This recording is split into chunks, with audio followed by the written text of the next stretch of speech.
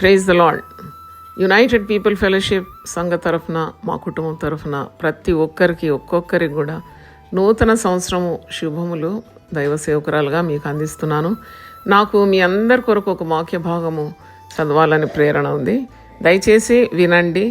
మనము నమ్మితే మనము విన్నవన్నీ కూడా మన సొంతమైపోతుంది. దేవుడు మనల్ని సమృద్ధిగా ఆశీర్వదిస్తాడు. దేవుని స్తోత్రం కలుగును గాక. ద్వితీయోపదేశ కాండము 28:1-14 మనందరి జీవితంలో మనం ఈ ఆశీర్వాదాలు అనుభవించాలి కృత సంవత్సరంలో 2026 అని నా ప్రార్థన. నీవు నీ దేవుడని యెహోవా మాట శ్రద్ధగా విని నేడు నేను నీకు ఆజ్ఞాపించున్న ఆయన ఆజ్ఞలన్నిటిని అనుసరించి నడుచుకుని ఎడల నీ దేవుడని యెహోవా భూమి మీదనున్న సమస్త జనముల కంటే నిన్ను హెచ్చించును.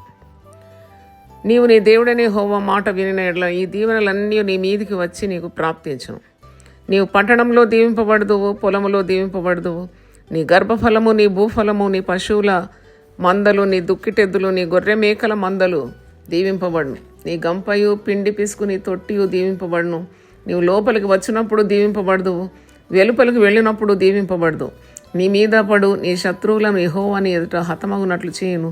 వారొక త్రోవను నీ మీదికి బయలుదేరి వచ్చి 7 త్రోవలు నీ ఎదుట నుండి పారిపోదురు. నీ కొట్లలోనూ నీవు చేయి ప్రయత్నములన్నిటిలోనూ నీకు దీవెన కలుగునట్లు యెహోవా ఆజ్ఞాపించును.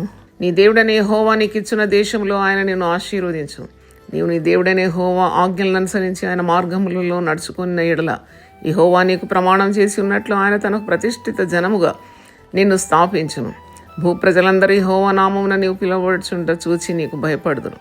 మరియు యెహోవా నీకు ఇచ్చేదనని నీ పితరులతో ప్రమాణం చేసిన దేశమును యెహోవా నీ గర్భఫల విషయంలోను, నీ పశువుల విషయంలోను, నీ నేల పంట విషయంలోను నీకు సమృద్ధిగా మేలు కలుగజేయను. యెహోవా నీ దేశం మీద వర్షము దాని కాలమందు కురిపించుటకు నీవు చేయు కార్యమంతటిని ఆశీర్వదించుటకును ఆకాశమును తన మంచి ధననిధిని తెరచును. నీవు అనేక జనములకు అప్పిచ్చేదవు, కానీ అప్పు చేయవు.